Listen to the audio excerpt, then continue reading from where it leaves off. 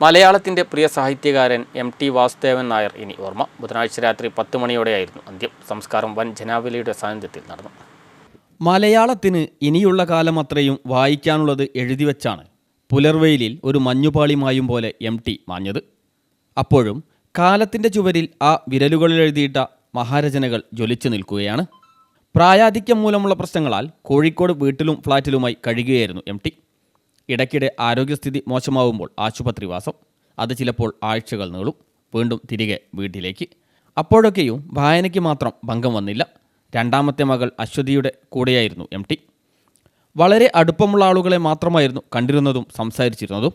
അവസാന കാലമായപ്പോഴേക്കും സംസാരിക്കുന്നതിൽ നേരിയ വ്യക്തത കുറവ് വന്നെങ്കിലും വ്യക്തമായ കാഴ്ചപ്പാടോടെയായിരുന്നു പറഞ്ഞതത്രയും. കഴിഞ്ഞ തിങ്കളാഴ്ചയാണ് കഫക്കെട്ടും ശ്വാസതടസ്സവും കൂടിയതിനെ തുടർന്ന് ബേബി മെമ്മോറിയൽ ആശുപത്രിയിൽ പ്രവേശിപ്പിച്ചത്. കുറച്ചു നാളത്തെ ചികിത്സയ്ക്ക് ശേഷം പതിവ് പോലെ വീട്ടിലേക്ക് മടങ്ങുമെന്ന് കരുതിയെങ്കിലും അതുണ്ടായില്ല. വെള്ളിയാഴ്ച 11 മണിയോടെ ഹൃദയസ്തംഭനമുണ്ടായതോടെ ഡോക്ടർമാർ ഉൾപ്പെടെ ആശങ്കയിലായി.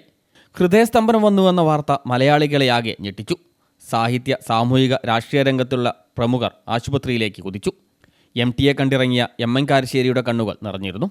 ഒടുവിൽ ബുധനാഴ്ച രാത്രി 10 മണിക്ക് ആൾക്കൂട്ടത്തിൽ നിന്ന് തനിയെ MT കടന്നുപോയി. അന്ത്യനിമിഷങ്ങളിൽ ഭാര്യ സരസ്വതിയും മകൾ അശ്വതിയും അടുത്തുണ്ടായിരുന്നു. സാഹിത്യ, സിനിമ, രാഷ്ട്രീയ രംഗത്തെ പ്രമുഖരും ആശുപത്രിയിലുണ്ടായിരുന്നു. CTV പ്രാദേശിക വാർത്ത മുക്കം.